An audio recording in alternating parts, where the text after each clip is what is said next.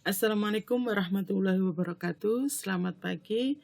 Kita akan melanjutkan materi kita, materi matematika wajib kelas 10 tentang trigonometri. Khususnya kali ini kita akan membahas tentang perbandingan trigonometri suatu sudut di berbagai kuadran.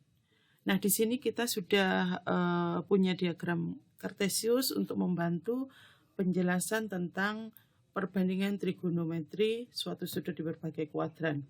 Seperti yang kita tahu bahwa diagram kartesius ini dibagi menjadi 4 bagian, yaitu kuadran 1, ini kuadran 2, kuadran 3, dan kuadran. Kita mulai dari kuadran 1. Misalkan kita punya titik di kuadran 1 yaitu X, Y. Dari sini kita bisa dapatkan bahwa titik ini berjarak dari pusat lingkaran berjarak sama dengan jari-jari atau biasa kita simbolkan dengan R. Dan titik ini juga membentuk sudut pusat. Sudut pusat yang kita beri nama misalkan alfa. Maka ini besarnya sudut pusat adalah alfa. Dari sini kita bisa menentukan rumus trigonometrinya seperti yang kita pelajari kemarin, yaitu kita punya rumus sin alfa. Sin alfa itu sama dengan sin itu sama dengan depan per miring. Ini depannya dan miringnya adalah ini. Kita lihat depan ini sama dengan tinggi dari koordinat atau tinggi dari titik itu besarnya adalah Y. Berarti sin alfa sama dengan Y per R. Kemudian cos alfa itu nilainya sama dengan samping per miring. Berarti X per R. Dan kita punya tangen alfa itu besarnya sama dengan depan per samping. Berarti kita punya Y per R. Kita perhatikan bahwa di kuadran 1 ini nilainya selalu positif. Oke, nilainya selalu positif. Ingat, sin alfa, cos alfa, dan tangen alfa nilainya selalu positif. Dan kemudian kita akan masuk ke kuadran 2. Perhatikan di kuadran 2, sudutnya berada di antara 90 sampai 180. Di antara sini ya sampai sini. Itu 90 sampai 180. Kalau kita punya titik ini, titik di kuadran 2 misalkan koordinatnya adalah min X, Y. Ingat ya, kalau di kuadran 2 itu karena X-nya arah ke kiri berarti dia selalu negatif. Jadi titiknya adalah min X, Y. Maka sudut di kuadran 2 itu ini. Hitungannya ini. Sudut ini bisa dinyatakan dalam bentuk lain karena ini 180 dan ini kita bisa tahu misalkan kita simbolkan dengan alfa supaya sama dengan di kuadran 1 supaya bisa direfleksikan dengan kuadran 1. Maka sudut ini bisa dinyatakan sebagai 180 min alfa. Sehingga nilai dari trigonometri dari titik di sini itu bisa dinyatakan sebagai 180 min alfa sudutnya. Dan untuk menentukan nilainya kita bisa melihat segitiga siku-siku yang ada di sini karena ini juga menunjukkan titik yang sama, yaitu titik min X, Y. Maka kita akan memperoleh nilai sin 180 min alfa itu sama dengan sin demi depan. Depannya ini besarnya adalah Y per ini tetap R, sisi miringnya R.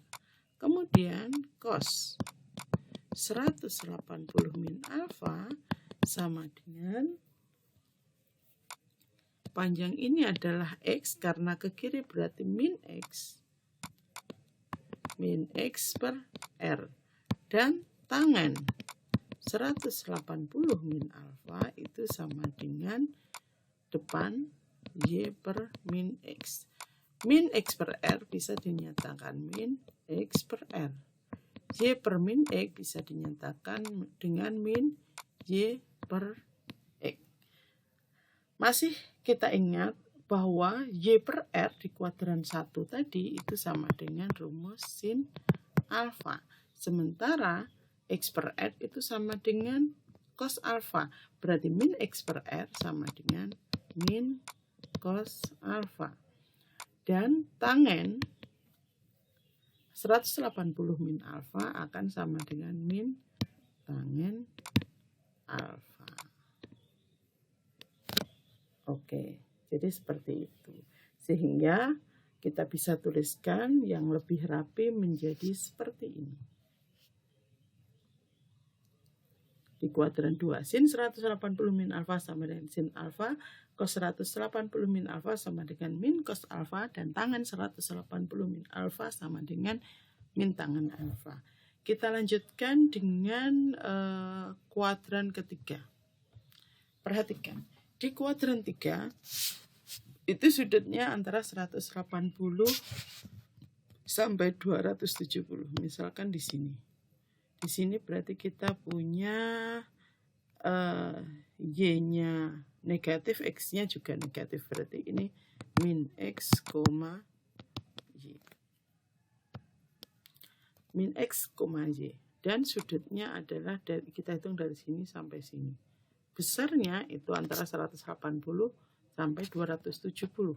Sehingga sudut ini bisa dinyatakan, kalau misalkan ini alfa, maka sudut di kuadran ketiga bisa dinyatakan dengan 180 ditambah alfa.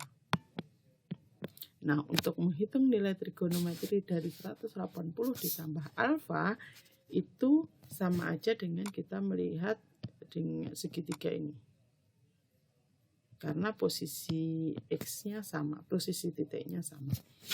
Jadi nilai trigonometrinya adalah sin 180 plus alfa itu depan per miring. Depannya ini panjangnya adalah Y, salah ini tadi min ya. Min Y berarti karena ke bawah. Berarti ini sama dengan min Y per R. Dan cos 180 ditambah alfa itu sama dengan X-nya juga negatif, min X per R, dan tangen 180 plus alfa itu sama dengan min Y per min X, atau bisa dinyatakan sebagai Y per X. Sama dengan Y per X ya. Oke. Kemudian kita lihat bahwa sin 180 plus alfa nilainya adalah negatif. Berarti Y per R itu adalah cos sin alfa. Berarti min sin alfa. Ini juga min cos alfa. Yang ini positif atau negatif? Betul, positif. Jadinya tangen alfa. Nah, untuk lebih bagusnya dan rapi kita lihat seperti ini. Sin 180 plus alfa sama dengan min sin alfa, cos 180 plus alfa sama dengan min cos alfa, dan tangen 180 plus alfa sama dengan tangen alfa. Baik, kita lanjutkan dengan kuadran 4. Di kuadran 4 kita bisa lihat kuadran 4 itu sudutnya dari sini sampai sini. Dan sudutnya berada di antara 270 sampai 360. Kalau kita membentuk sudut di sini besarnya alfa ini, maka besar sudut ini itu bisa dinyatakan sebagai 360 dikurangi alfa. Oke. 360 dikurangi alfa. Nilai perbandingan trigonometri dari sudut ini itu sama dengan segitiga ini. Sehingga kita punya sin 360 min alfa itu sama dengan depannya adalah Y dan nilainya negatif. berarti min Y per R. Sementara cos 360 min alfa, sampingnya adalah X positif per R.